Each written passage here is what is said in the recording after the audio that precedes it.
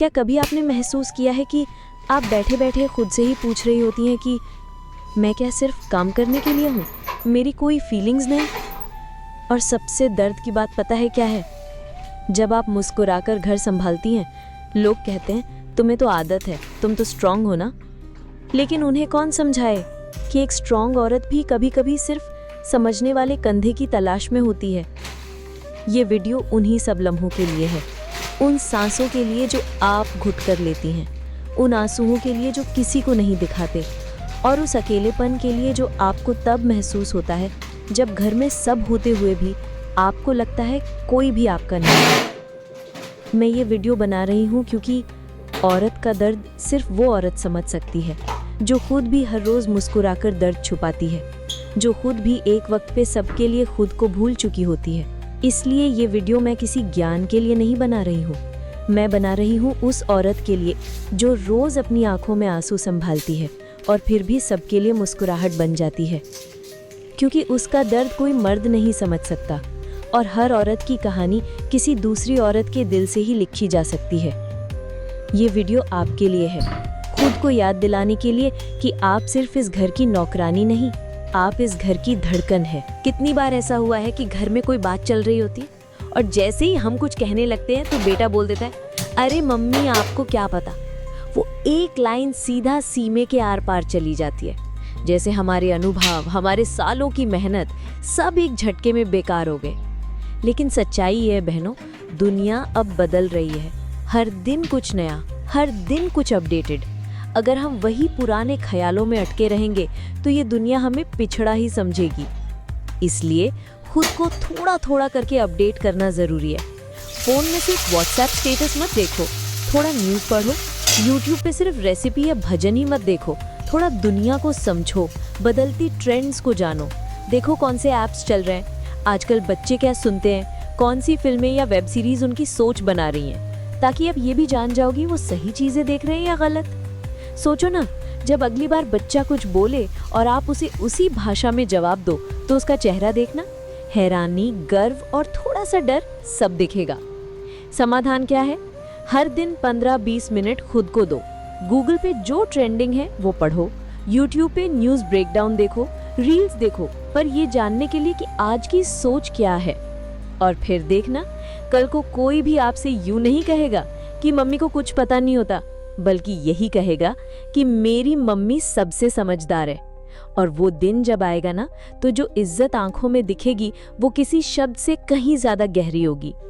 हम दूसरों की तारीफ करते करते खुद की काबिलियत को नजरअंदाज कर देते हैं, कभी पापड़ बेलते हुए, कभी अचार गालते हुए, कभी सिलाई कढ़ाई करते हुए या बच्चों के टिफिन सजाते हुए। हम समझते हैं ये तो रोज के काम है, लेकिन बहन यही तो हुनर है। और अगर यही काम हम थोड़ा सलीके से, थोड़ा सोच के साथ करें तो ये सिर्फ घर चलाने वाला काम नहीं, कमाई का जरिया बन सकता है, पहचान बन सकता है। टिफिन सर्विस शुरू कीजिए, घर का अचार पैक करके बेचिए, व्हाट्सएप ग्रुप में अपने बनाए रजाइयाँ, क्रोशे के सुंदर डेकोरेटिव आइटम्स दिखाइए।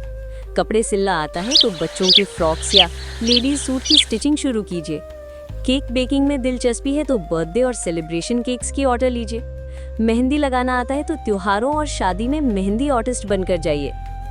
अगर पढ़ी लिखी हैं तो ऑनलाइन या पार्ट टाइम कोई जॉब देखिए, घर पर छोटे बच्चों को ट्यूशन दीजिए। डांसिंग में रुचि है तो वीकेंड पे क्लासेस शुरू कीजिए। और हाँ, अगर दिल से कुछ कहना चाहती हैं तो यूट्यूब या इंस्टाग्राम पर अपना कंटेंट बनाइए, लोगों से जुड़िए और खुद की आवाज़ को पहचान दिलाइए। शुरुआत छोटे पैमाने पर होगी, पर इज्जत बड़ी मिलेगी। और सबसे ज़रूरी बात, जब पहली बार कोई आपको पैसे देगा आपके बनाए किसी काम के बदले, तो जो आत्मविश्वास आपके अंदर जागेगा ना, वो आपके चेहरे से लेकर चाल में दिखेगा। फिर कोई आपको बस घर में रहने वाली औरत नहीं कहेगा, बल्कि काम करने वाली समझदार औरत कहेगा। तो समाधान क्या है? आज ही अपने आप से एक सवाल पूछिए, मुझे किस काम में खुशी मिलती है और क्या मैं उसमें दूसरों की मदद कर सकती हूँ? बस वही काम आपका हुनर है और वहीं से आपके सम्मान की शुरुआत होगी। याद रखिए बहन, जो औरत खुद के पैरों पर खड़ी होती है ना, उसके सामने दुनिया अपने आप झुक जाती है। बचपन वो उम्र होती है जहाँ दिल को जो दिखता है वही हमेशा के लिए दिल में बस जाता है। और अगर हम अपने ही घर में इज्जत खोते जाएं, तो बच्चे भी धीरे धीरे सीख जाते हैं कि मम्मी की बातों की कोई अहमियत नहीं। सोचिए अगर रोज वो ये देखें कि कोई आपको ऊंची आवाज में बात करता है, आपके काम को हल्के में लेता है या आपके सामने आपको ही नीचा दिखा देता है, तो बच्चे ये मानने लगते हैं कि यही तरीका सही है। कई बार तो माँ बाप ही अपने बच्चों के सामने बहस कर बैठते हैं या खुद माँ ही अपनी बेइज्जती पर चुप रहती है, कहती है बच्चे छोटे हैं क्या समझेंगे। पर यही सबसे बड़ी गलती होती है। बच्चे बहुत समझते हैं। आपके चेहरे के उतरे हुए रंग, आपकी चुप्पी, आपकी टूटी हुई आंखें सब पढ़ लेते हैं और वहीं से शुरू होता है उनका नजरिया। बच्चों को संस्कार देना सिर्फ उन्हें नमस्ते और धन्यवाद सिखाना नहीं होता, उनके सामने आपको अपनी इज्जत बचानी भी एक संस्कार है। अगर कोई आपके सामने अपशब्द कहे तो एकदम सधी हुई आवाज में कहिए, कृपया इस तरह की भाषा मेरे सामने ना बोलें। ये एक लाइन आपके बच्चों को सिखा देगी कि मम्मी की एक हद है और वो खुद को सम्मान देना जानती है। कभी भी बच्चों के सामने खुद को नीचा ना दिखने दें। अगर कभी ऐसी कोई बात हो भी जाए तो बाद में अपने बच्चों से कामली बात कीजिए, बेटा मम्मी को ऐसा बोलना अच्छा नहीं लगा। घर में हर किसी को इज्जत देनी चाहिए। इससे उन्हें समझ आएगा कि इज्जत मांगी नहीं जाती बल्कि अपने व्यवहार से कमाई जाती है।